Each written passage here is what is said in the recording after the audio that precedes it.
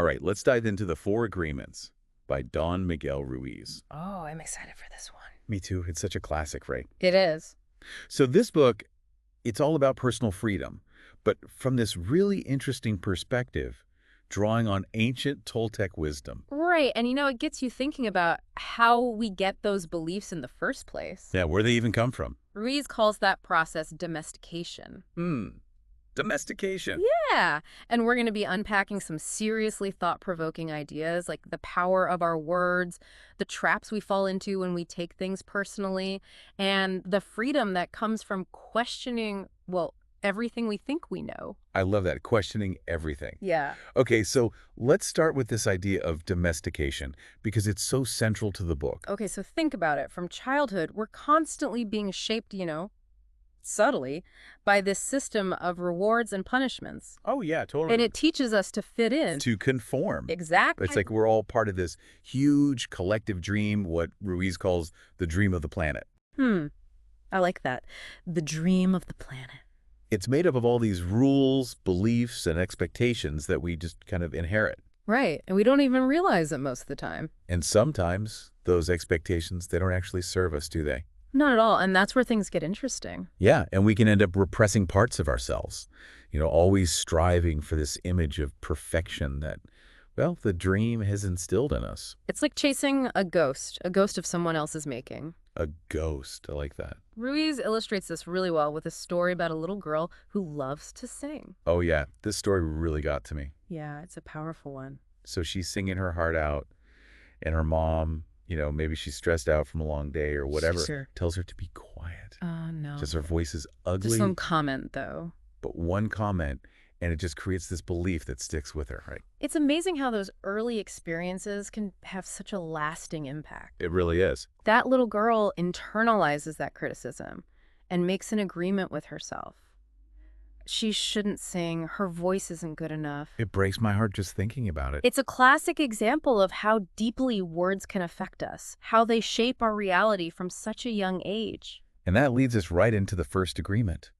Be impeccable with your word. Such a powerful agreement. Ruiz really drives home the point that our words are so powerful. They really are. It's like they could be almost like spells influencing ourselves and those around us. Spells, I love that analogy. He uses the term impeccable to emphasize using words with intention, not against ourselves or others. It's a high standard for sure. It is, but imagine the possibilities if we could all achieve that level of awareness. It would be a different world. It would, it really would. That makes me think about gossip. Ruiz calls it a form of black magic because it spreads negativity and can be incredibly damaging. Oh yeah, it's so toxic. It is. And it's a good reminder to consider how I'm using my words. Am I contributing to someone else's pain? Such an important question to ask ourselves. It is. It's easy to fall into negative self-talk as well, isn't it? Oh, tell me about it. Saying things like, I'm not good enough, or I always mess things up. Yeah, why do we do that to ourselves? It's like we're casting spells of self-sabotage. Totally. Self-sabotage for sure. But the flip side is we can also use words for white magic, for healing, for creating happiness. Oh, absolutely. But it all starts with that awareness of the impact our words have on ourselves and everyone around us. That awareness is crucial for the second agreement, too. Don't take anything personally. This one can be so liberating. So liberating. It's about understanding that other people's actions and opinions, they stem from their own reality, their own programming. So even if someone's being critical or hurtful, it's not really about me. Not really, no. It's more about what's going on with them. Exactly.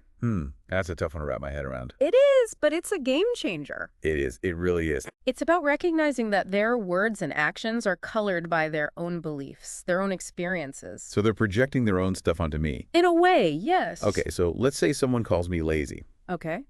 Instead of just assuming that's true about me, I should pause and consider that maybe they're projecting their own insecurities about productivity. Exactly. You got it. Wow. Okay. I can see how that could be helpful. It can lead to so much freedom. I can imagine, not getting hooked by every negative comment or feeling the need to defend myself constantly. It's about cultivating a sense of detachment. Detachment. Recognizing that you have a choice in how you respond to the world. It doesn't mean you become passive or let people walk all over you, right? No, no, no. But rather that you learn to protect your inner peace. Exactly. Protect your inner peace. It's like building an emotional shield, right? A great way to put it. You're not letting those barbs pierce through to your core. You're choosing to see them as a reflection of the other person's state of mind, not a statement about your own worth. This is good stuff. This is good stuff. And it all ties in nicely with the third agreement. Which is? Don't make assumptions.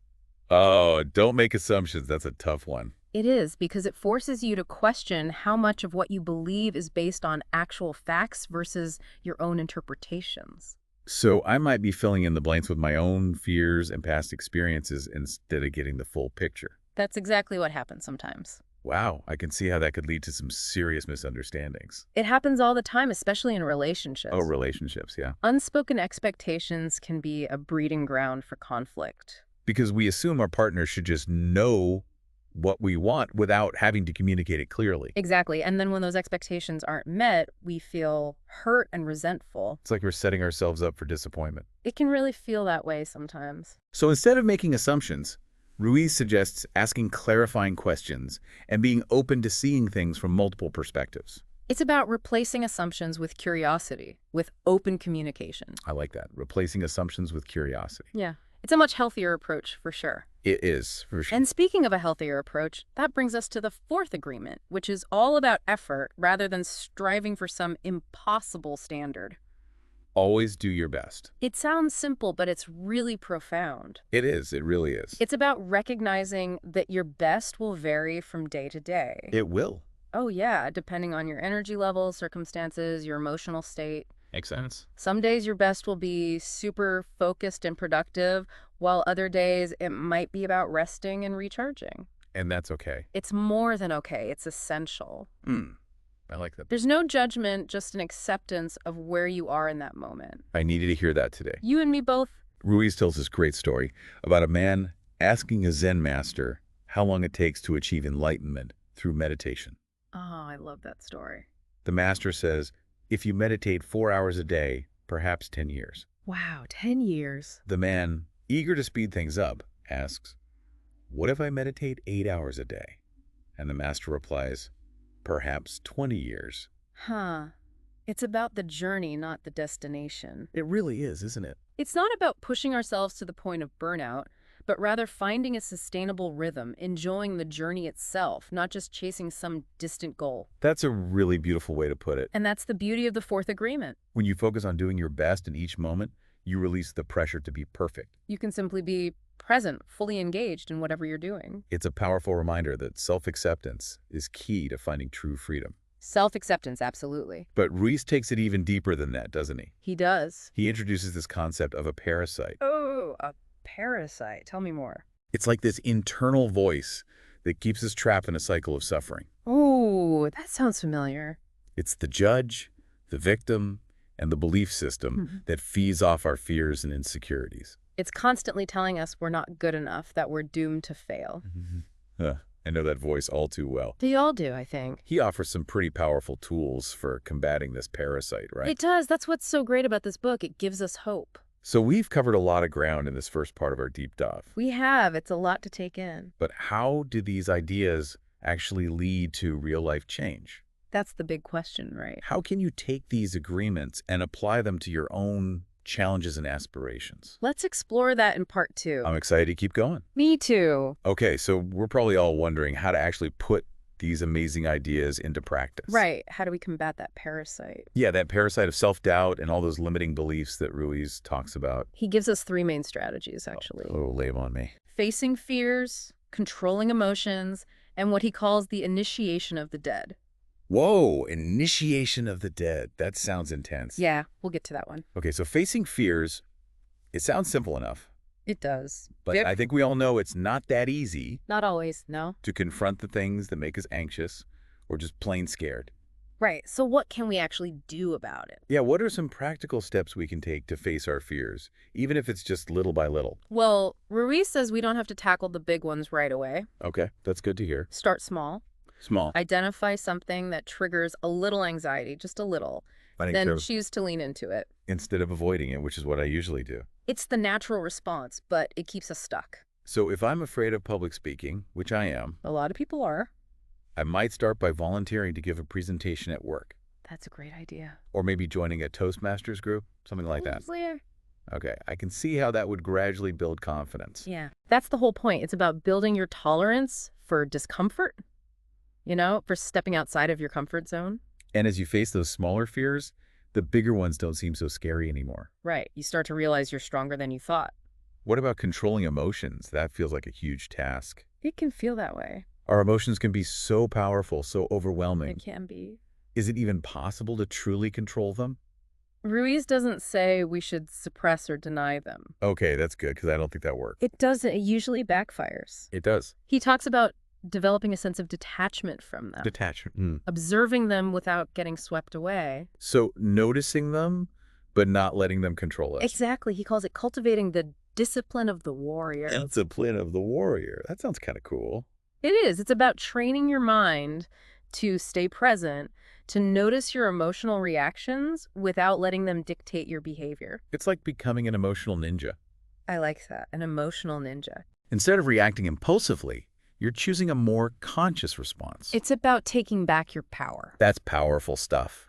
It is, but the question is, how do we do that in the heat of the moment, when those emotions are just surging through us? Yeah, how do you stay calm when you're feeling anything but calm? One technique Ruiz suggests is to just pause. Pause. Take a few deep breaths. Okay, deep breaths, I can do that. When you feel those strong emotions rising, create a little space, just a little space between the stimulus and your reaction. That little space makes all the difference. It does. It allows you to step back and choose a more skillful response. Instead of just exploding or whatever. Exactly. It's about reclaiming your power. This makes so much sense. It's like interrupting that automatic reaction pattern That's exactly what it is. and giving yourself a moment to decide how you want to respond. Right. It's a choice. And the more you practice this, the better you get at managing those emotional reactions. Like anything else, practice makes perfect. Okay, now let's talk about this initiation of the dead thing. All right. Are you ready for this? I think so. It's a pretty powerful metaphor. Okay, give it to me. It's about transformation. Transformation. Think about a caterpillar becoming a butterfly. Okay. It has to go through this complete metamorphosis. The old form has to die. It does. It has to die in order for the new one to emerge. So that's what the initiation of the dead is all about. Mm. Letting go of who we thought we were, all those limiting beliefs and patterns that don't serve us anymore. That's it. It's about shedding those old layers, the old stories we tell ourselves, so that a new, more authentic self can emerge. I can relate to that. I've definitely gone through periods in my life where I've had to let go of old identities, old ways of being, just to grow. And it can be painful. It can, but it's so worth it. It is. It's ultimately so liberation. Like a symbolic death and rebirth. Exactly. You die to the old self and are reborn into a new way of being. And Ruiz calls this heaven on earth, right? He does. This part of the book is so intriguing. Yeah, it's really powerful. What exactly does he mean by heaven on earth? Is it a real place or more of a state of mind? It's not a physical location. It's a state of consciousness. Okay, a state of consciousness. A way of experiencing the world through the eyes of love. So it's about choosing to see the beauty, the goodness, even when things are tough. Exactly. It's about cultivating gratitude, appreciating the present moment, recognizing the interconnectedness of all things. It sounds a lot like mindfulness. There are definitely some similarities. Both mindfulness and this heaven on earth concept encourage us to be more aware of our thoughts and feelings without judgment. Right, to cultivate presence and acceptance in each moment. But how do we actually get to this heaven on earth state?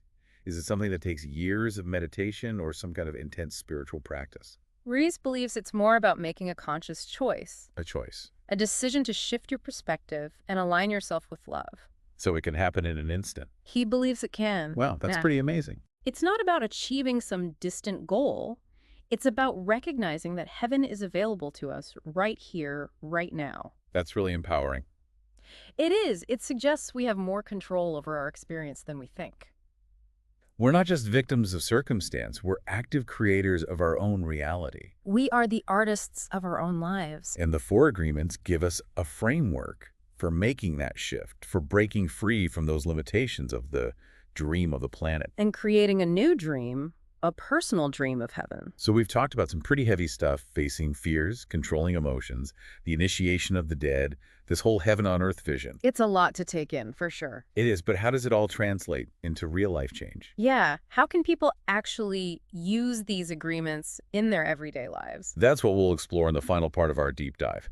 So we've explored some really deep concepts from the four agreements, but I bet you're wondering how to actually apply them to your life. Yeah, it can seem a little overwhelming at first. It can, for sure. So Yeah. how do we start? Should you try to tackle all four agreements at once? Or is it better to focus on one at a time? I think it's best to start with the agreement that speaks to you the most. Okay, the one that resonates. Exactly. Maybe you're really drawn to the idea of being more impeccable with your words, or perhaps you see a need to work on not taking things personally. Okay, so let's say I want to focus on don't take anything personally. What would that look like in a real life situation? So imagine someone says something that just triggers you, right? Oh, yeah, I could think of a few situations. Instead of reacting right away, just pause, take a breath, Okay, pause and breathe. and remind yourself their words, they're really more about them than you. It's like building that emotional shield we were talking about, right? Exactly. You're not letting their negativity in. You're choosing not to absorb it. Right. And as you practice this, you'll start to notice yourself becoming less reactive, less affected by other people's opinions. Wow, that would be amazing. It really is freeing. What about being impeccable with your word? That one feels extra challenging these days with so much negativity and gossip online. It is a high standard, but even small changes can make a huge difference. Okay, like what? Start by paying attention to your self-talk. The way I talk to myself. Yeah, notice when you're putting yourself down or just thinking negative thoughts. Yeah, I do that a lot. We all do. It's like a habit. And when I catch myself doing it, Gently redirect those thoughts. Shift them towards more positive, more affirming language. okay, so it's like retraining my mind. Exactly. You're creating new neural pathways, ones that support a more positive, more empowered self-image. You know, one thing that really stood out to me in the four agreements was Ruiz's focus on forgiveness. Oh, that's such an important part. It's not about saying what someone did was okay, but about letting go of that resentment. It's about freeing yourself from the pain. And forgiveness, it's often a process, right? Not just a one-time thing. It is. It might take time to really let go of those feelings of anger or hurt. It makes sense. And remember, forgiveness is an act of self-love. Self-love. It's about choosing peace over pain, freedom over staying stuck. That's beautiful. Ruiz also talks about asking questions instead of making assumptions. Oh, yeah, that's a tough one. It can be, especially when we think we already know the answer. But assumptions can lead to so many misunderstandings. And conflict, unnecessary conflict. So instead of assuming I know what someone's thinking or feeling, I should just ask. Be curious, be open to hearing their perspective. And that takes vulnerability. It does. It means being willing to admit you don't have all the answers. But that vulnerability can lead to deeper understanding. It can, and deeper connection. You know, one of my favorite quotes from the Four Agreements is, "Every human is an artist. The dream of your life is your creation." Oh, that's a good one. It reminds me that we have so much power to shape our own reality. We get to choose the colors, the textures of our experience. They really do. It's an invitation to step into our creative power. To become conscious architects of our own lives. Exactly. So as we wrap up this deep dive into the Four Agreements, I want you to think about which agreement resonated with you the most? Which one felt most relevant to your own life and challenges? And how can you start, even in small ways, to bring that agreement into your everyday life? It's about taking action, even baby steps. It is. Every journey begins with a single step. Maybe exploring the Four Agreements has made you want to create your own personal heaven on earth. What would that look like for you? What kind of life do you want to create? Free from fear, from judgment, from those limiting beliefs. You have the power to make that dream a reality. Choose love, choose freedom, choose to live a life that is true to your most authentic self. Well said, and thanks for joining us on this deep dive into the Four Agreements. We hope you found it insightful and inspiring. It's been a pleasure.